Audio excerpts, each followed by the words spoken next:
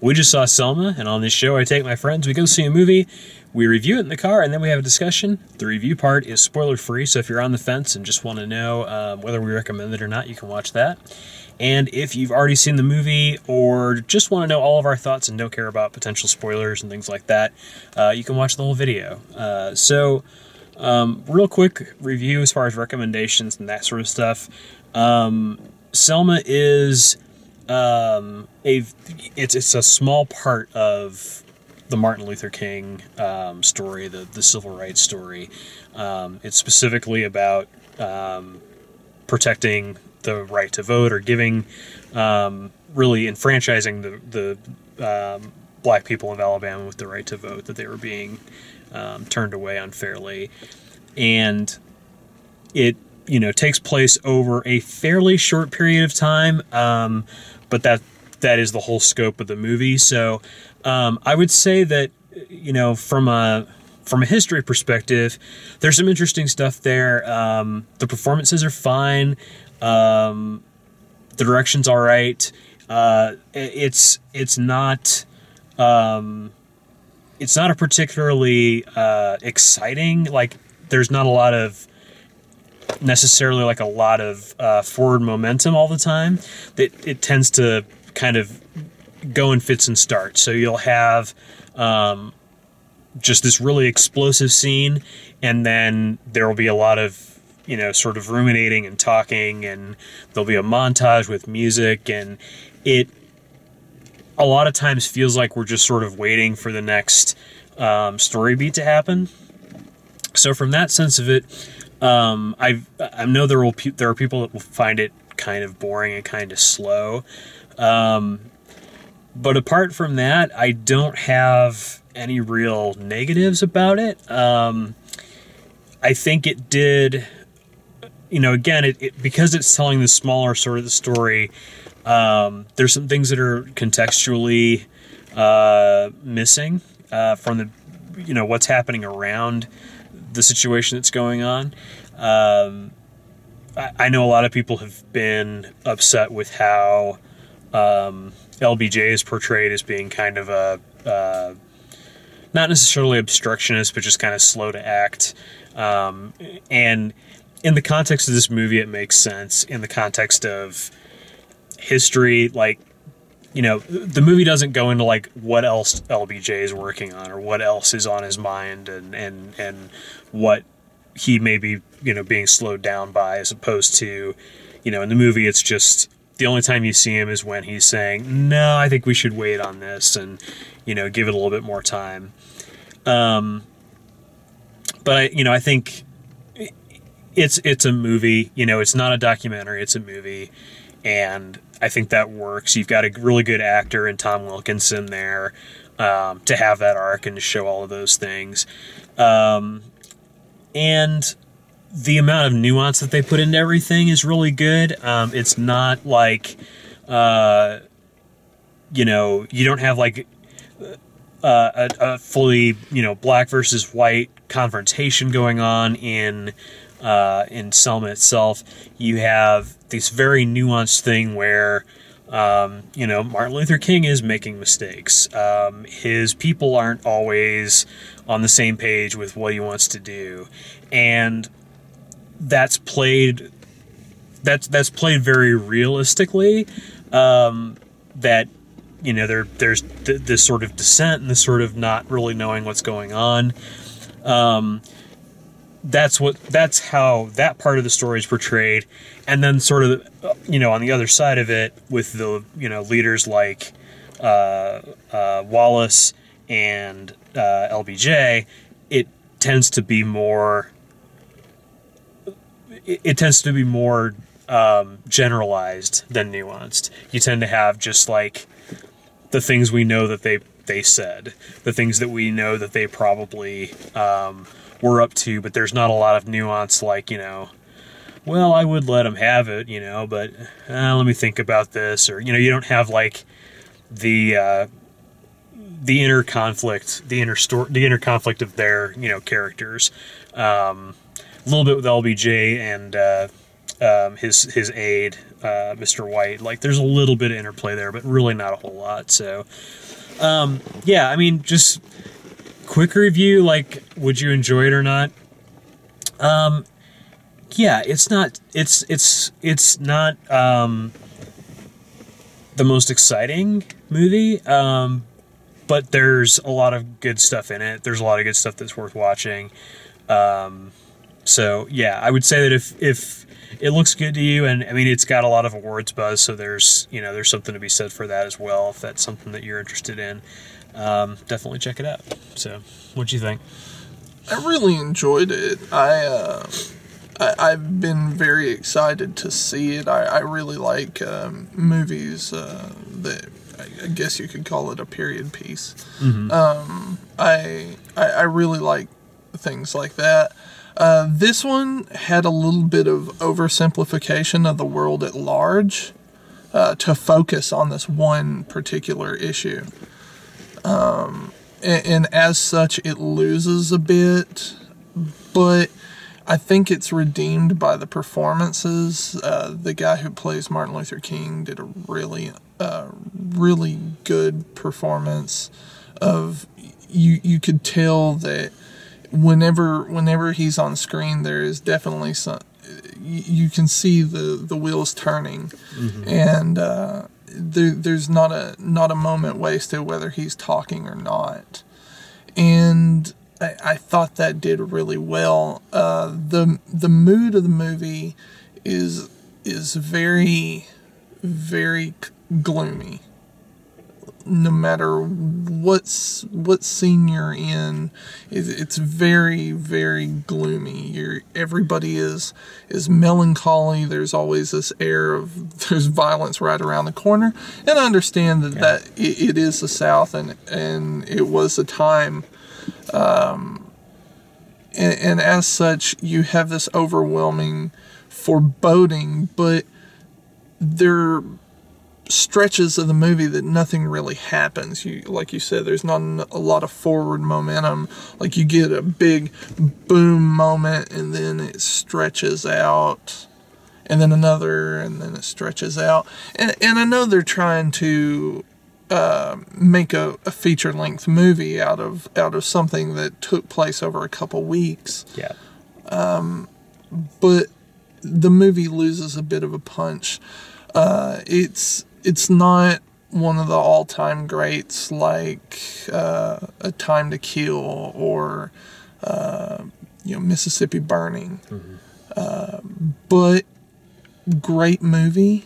Very emotional. It had me in tears a couple times. Very horrific circumstances. Yeah, it has some really powerful scenes, and I think there is a 1 hour version of this movie that's super powerful and super fast paced. Yeah. But I don't know if that's necessarily, fair to the story or the filmmakers to say that that's how it should have been done.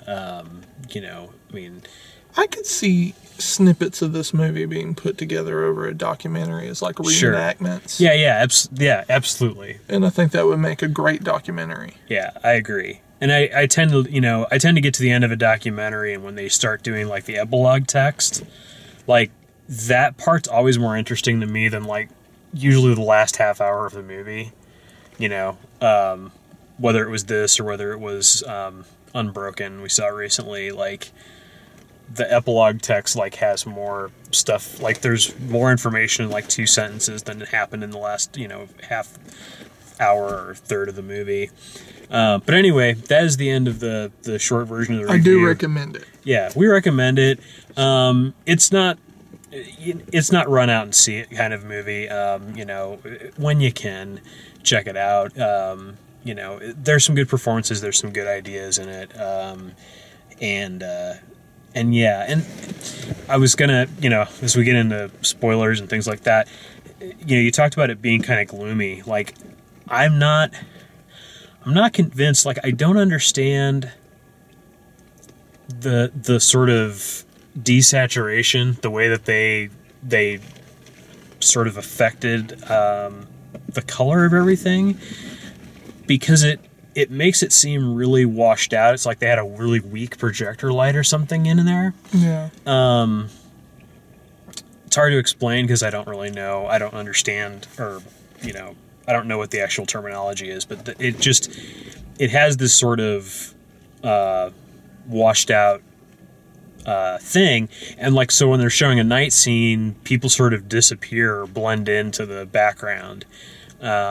Even in when they're doing a home scene, you know, there's a scene where Martin Luther King goes around and he's turning off all the lights in the house. You can't see anything, but they stay in that scene, and you can just vaguely see shadows moving about. There's no dialogue. Did we need that? Yeah, and I don't get if that's, you know, just a stylistic choice that they wanted it to kind of look that way, or if that's a, you know, we're trying to make it look old. We're trying to make it look like the 1960s by shooting it kind of,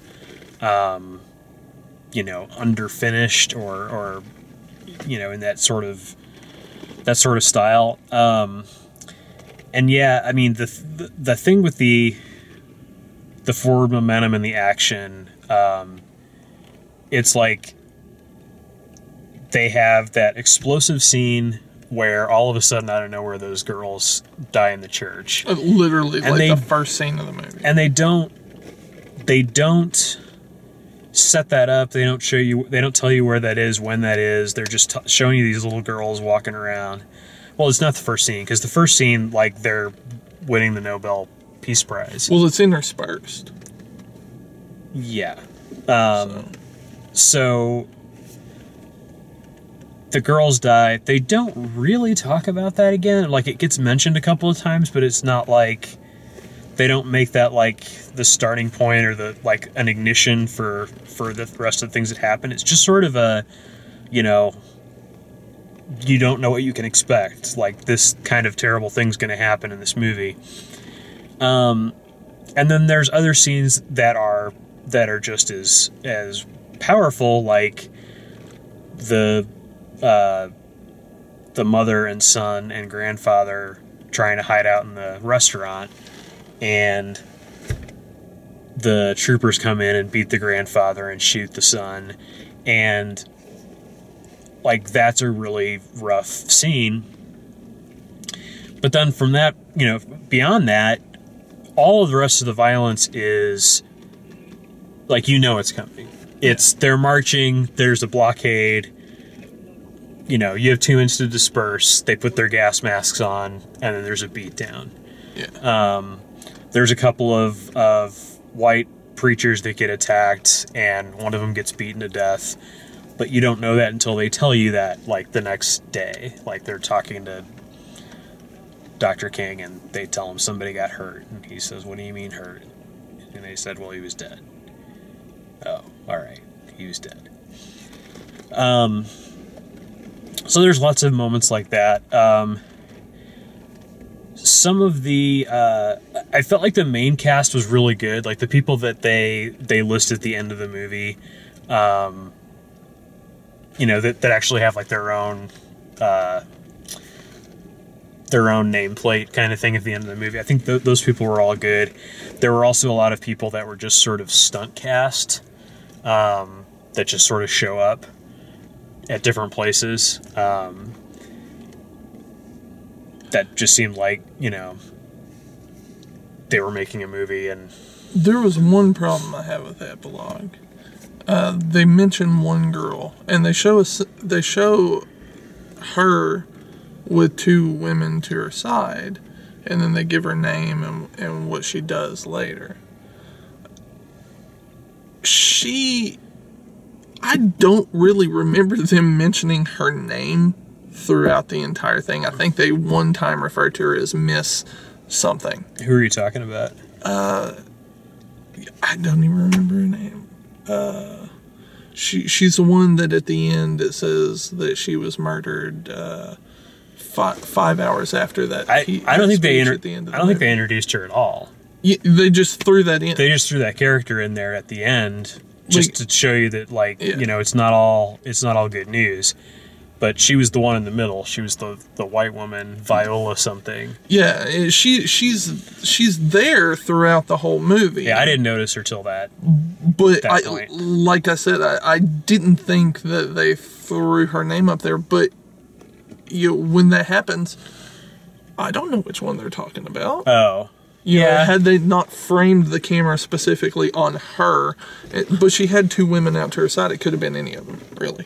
Yeah, I mean, she was in the center, and it said that she was, like, driving people home and all that sort of stuff. That was my one problem. I was like, I don't remember them mentioning her name. Yeah. So. Yeah. But the movie was good. Definitely pick it up. Yeah. It was good. Yeah, I mean, I can't, it's like I said, like, I can't really pinpoint where I would, like, what I would change about it, but to me, it just felt like, it felt like a shorter story than a 2-hour movie, and it just couldn't quite overcome that. It couldn't quite make that work or find enough to do to justify the length.